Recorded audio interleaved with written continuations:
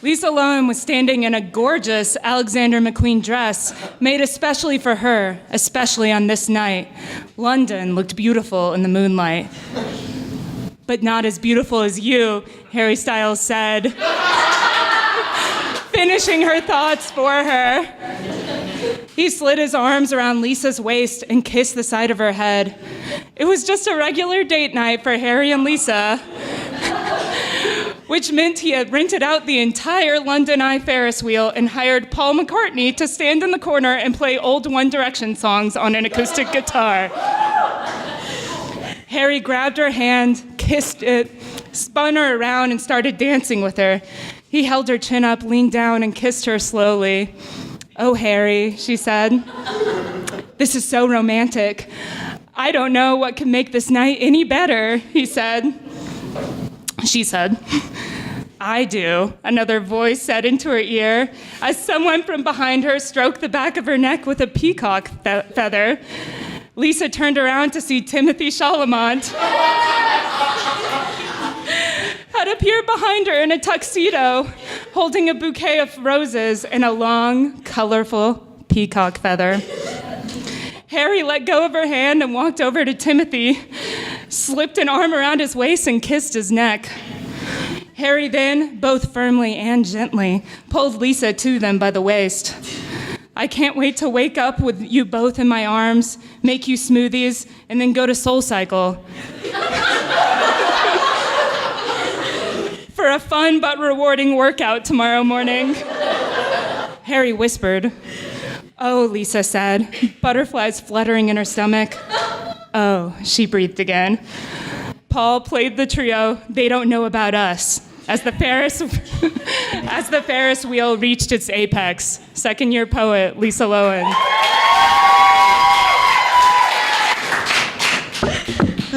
Thank you. I didn't even request the threesome in there. That was great. Thanks. I'm very short. I don't know if this is working. We'll try it out. Okay. Paul covering 1D. I'm going to request it now. Okay. This first one's called Blue is Wrong for Roses. What I like most about intimacy is its disdain for capitalism. When two people merge into one, that's one less mouth to feed, one less body to steal from, when it has nothing left of itself to spend. So when I am broke, I'm tempted to take it as a compliment when you say my eyes remind you of your dead huskies, because at least your distinction between blues is specific. But it's hard not to love when the Charles thaws, how it starts from the edges, separating from the banks, working its way to a middle, when my hair gets caught on a nail in the wall, just ripping it out, moving like the earth, so if there's an earthquake, I don't feel it. Careful moments of separation, one mouth remaining, one mouth to feed and feeding it, becoming water in a painting, flat, unenterable, no place to disappear in it, even if this is not really what I love about water.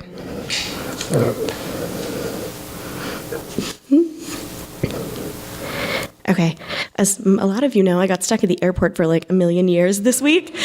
So this is probably ill-advised, but I'm just going to read a bunch of poems that I wrote at the airport. So if it feels chaotic, yeah. Mainly in the titles. So this one's called Sexy Alternative to Becoming an Accountant.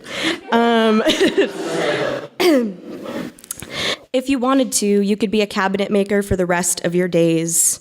Your work would be alive, a tree in perpetuity, just reshaped, relocated from its roots. It moved away for college and fell in love with the elsewhereness of it all. And there's other trees there too, and some can even become desks in your hands if they meet the right people, grease the right elbows. I remember this ad campaign at a bus stop saying, "Recycle your plastic water bottles. Someday they could be a bicycle." How inspirational. How exciting for them. Think of where they could go. Them, a bicycle. You, a cabinet maker. Me, just home, recycling. Watching it all go down like God or your mother at the bus stop early in the morning. The conviction of an entire sunrise in her throat and so much to do today. Okay, if you've had workshop with me, you've heard this 100 times, so like you can pee or get a drink or something. I just think it's fun. It's called Venus, and it has a little John Keats quote to keep it romantic at the beginning. So the Keats line is, "I will imagine you Venus tonight and pray, pray, pray to your star like a heathen." Venus. The first chair oboist knows more than anyone her oboe, wood and metal vibrating, a column of air through wetted lips, like singing a duet, but you control both parts. Just when I wet my lips, a professor tells me a girl shouldn't use the word come in her poetry. He says, make it more melodic, more ladylike. Reimagine come as something like life source. Reimagine your life source somewhere other than my face. Reimagine yourself silent. When I cut my hair, he reimagines me as Anna Karina, but what he means is he'd prefer me in black and white, but I will not unlearn my colors. When he wakes up hard, I am dreaming peacefully beside him of a portable wood chipper. I remember I was the one who opened this poem with an oboe between the lips and equated it with knowledge. I reimagined myself as Venus, never expecting that the Mississippi would swallow this much bullshit and it wouldn't ruin the taste of the catfish. I reimagined myself as Buzz Aldrin on that moon, doing a lot more than sticking my fucking flag in it. Okay, I crowdsourced for the title on this one. We got Today over here. Oh God, what did we name it? I forget now. I didn't write it down. It's called Trust Me, I Know Women. That's what it's called, yeah. That's what we went with. Trust me, I know women. You write about women so delicately, beautiful ones at least, with the smallest hands, always the smallest hands, reaching for something, a cigarette, a telephone still connected to the wall. People think when I measure my hand against a man's I know will be bigger than mine, a calloused eclipse, that I'm doing it to flirt, like, look at how small I am, you could just crush me, wow, how hot is it that you know this and kind of want to. But that is like existing on the page and being in love with the man who is writing you even as he writes your poverty. You write about women so delicately, beautiful ones at least, ones with the smallest hands that push through a crowd just in time to save something invaluable, how her breasts heave as she yells something remarkable that you don't quite get to in this chapter.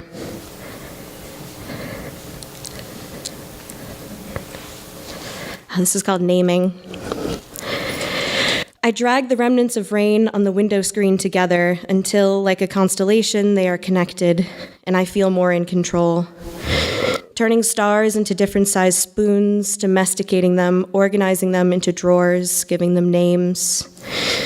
I am in control because I named something, even if it didn't want to be named. I name birds peaceful, they fly, and I say how peaceful flying is. Even if flying requires the flapping of wings, what part of flapping sounds peaceful?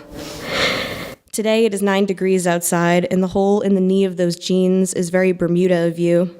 If I had to name neglect, I guess I'd name it Bermuda. If neglect were someone, maybe your name would be Bermuda. There are bluebirds in cages on Wilson Avenue. Notice the space between the words. They are not bluebirds, but blue birds that don't look like they should be blue. As we crossed the bridge, they named the Tobin Bridge after someone presumably named Tobin.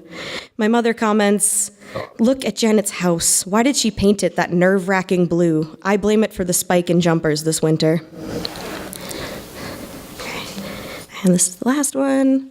This one's called I'm Accusing You of Writing a Love Song. Once I wrote a small poem about anxiety and someone thought it was a love song for them. What a painful way to see yourself loved, I say.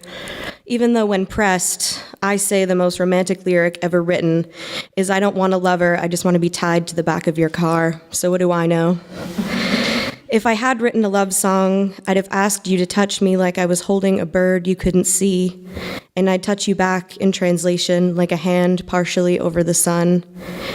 I'd have that look in my eye, like the look in some boys' eyes as they watch a girl braiding her own hair like she's doing magic. Thank you.